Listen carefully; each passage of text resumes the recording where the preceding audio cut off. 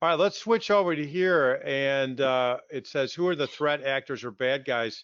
Yeah, you heard me talk about it with Yash, and I want to add something to this. And, I was just kind of only half joking around. You see who these people are. I was thinking about obviously there's criminals, there's gangs, there's, now we heard espionage, right? That would be scenario number 4.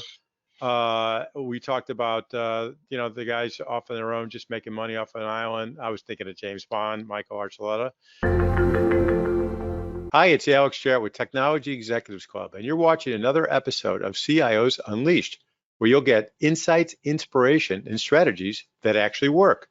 Be sure and visit us at technologyexecutivesclub.com, where you can get your first masterclass workshop on demand worth $297 for free. That's technologyexecutivesclub.com. And but also we talked about nation state actors. What I'm most interested in is motivation. What are their end games here? So who are they? What are their end games? What are they actually after? Because I think if you know what they're after, it's pretty easy to kind of sift, not easy, but it's easier to sift through and see what are their targets, so you can try to protect the targets, right? So we were just with Tom. So from your standpoint with you guys, what are they at? What do you want? What's your stuff that you're really protecting? What, Sure. the Yeah, well, crown we're jewels, as it we're an were. insurance and financial services Yeah, company. So we have non-public financial information, protected health information, yeah, and the like. The bad guys want to get in, take our data, ransom us, extort us, monetize it really any way that they can. So we have to act accordingly. I mean, we're a long ways off from just focusing on protecting what we have and preventing. yeah. With everything that's going on, we have to be excellent at detecting and analyzing issues when they arise, and then working on responding and remediating.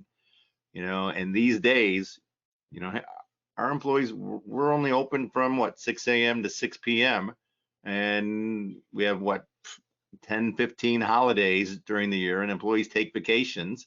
The bad guys wake up to all those times we're not in the office. Yeah. So these days, all of our systems are geared to detect behavioral anomalies, and if it notices that some data going to an IP address someplace we don't want it to go, the systems will automatically clamp down and shut down before data is exfiltrated.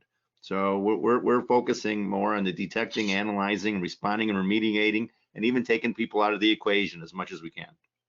So I think I've talked to you about this before. So you're looking at, pattern changes. That's Is what I'm correct. hearing. Behavioral Yeah. anomalies, right? Yeah. Systems Yeah. we've been with, they've learned us over time. They learned each individual employee, where they work from, how they work. And if it detects anything that's not right, it would alert us. But these days, it'll automatically shut that down. Where they Shoot work. first, ask questions later. Absolutely. So, how you doing that with their phone, their IP Sure. address? So Yep. there's, Exactly. yeah. It'll learn the employee's patterns and their home IP addresses, their internet service provider, their devices, all of that, No, that's down to a interesting. forensic Yeah. level. Yeah. That's interesting. Yeah. Mike Parker, anything you want to add to that? Well, and you alluded to this, the list of bad guys, the different type of actors are Yeah. so varied, from nation states to just plain criminals, and it's really focusing on your people, your culture, Yeah. education, especially on the social engineering side. It's the ability that some individuals have to target an organization, to not only understand your org chart, but to really go through and understand how your organization works and the skills that they seem to employ. I mean, it's not just the typical, I don't know, what is it? You think about the typical overweight guy sitting in his mom's basement or something. There's some computer science skills there. There are some bank management skills to set up multiple accounts in different countries and make sure money is routed as soon as it hits a bank account. The social engineering skills, of course, of Yeah. the right questions to ask, the right buttons to push. Um, that is something not to be underestimated. It's you know, culture, education, awareness. Wow. Yeah, a lot. Yeah, you think of the guy. I hear what you're thinking. The guy from Jurassic Park is who you just described, except he's just, you know. Yeah, he would be a good poster example. You know, I'm thinking of somebody else though, like the guy that's, you know, listening to Margaritaville, whatever, just like with long hair and he's super cool and everything else, you know. There's all these different personas, but you know, the reality could be that, like Michael Archuleta said, the beautiful, smart woman who's, you know, part of a team or something, almost a mission impossible for cybersecurity, right? You know, that's what we're dealing with here. Yeah. So, Michael Archuleta, you wanted to say something? Yeah, absolutely. You know, that's really as you stated, that's what we're truly dealing with. And you know, ransomware is really still top of mind because it's become a business if you think about it. Yeah. It has truly become an actual business. And that is why it's getting more advanced. It's getting more, there's a lot more initiatives that we basically take into place. Just as you were talking about, I mean, there's double extortion, there's ransomware as a service. You know, there's a lot more specific phishing spear attacks coming into, you know, specific different areas, trying to attack individuals, executive level individuals within the organization itself. I mean, that's why it becomes really important to really incorporate some of those AI for proactive threat detection initiatives, to really have your overall real-time endpoint protection, detection, and response initiatives that focus on artificial intelligence and machine learning.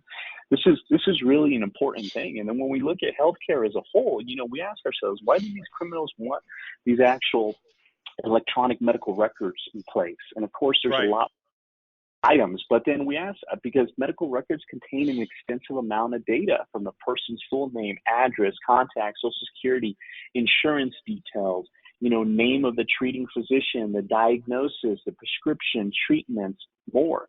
And then once this information has been stolen, it can be resold over and over again, which is why healthcare information is so valuable and at the same time so dangerous as well too. And then when we see it as a whole too, I mean, especially not just focusing on medical records, but look at all of the HIOT, the Internet of Things, all of the medical device initiatives that are coming into the healthcare organization. Look at the pacemaker software alone. There was 8,000 security flaws associated with the pacemaker software. And then we ask ourselves, can the heart be hacked? And the answer is yes, it can be. That is why cybersecurity isn't just about data security. It is truly also a matter of life and death if you think about it that way. And it's really important on how this industry has really come, you know, forward, because the medical device industry has really been mandated by the FDA. And 83% of those specific companies have admitted that they have a cybersecurity problem. And then, of course, now we're looking at some of the new initiatives coming out of Congress. We're seeing the PATCH Act, which is the Protecting and Transforming Cyber Healthcare Act that basically aims to really ensure medical device security by implementing pre-marker cybersecurity requirements. It's finally coming into place. This is a specific act that is currently on President Biden's desk to basically be signed to start improving initiatives towards these medical devices. Because at the end of the day, these companies are selling us the latest and greatest piece of hardware that's going to be saving a lot of lives, but they're building their specific application on a Windows 7 embedded operating system that contains a lot of security flaw issues moving forward.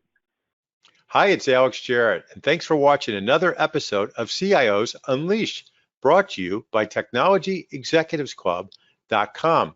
If you like today's episode, be sure and comment to join the conversation, and like, share, and follow. And don't forget, visit us at TechnologyExecutivesClub.com, where you can get your first masterclass workshop on demand worth $297 for free. That's TechnologyExecutivesClub.com.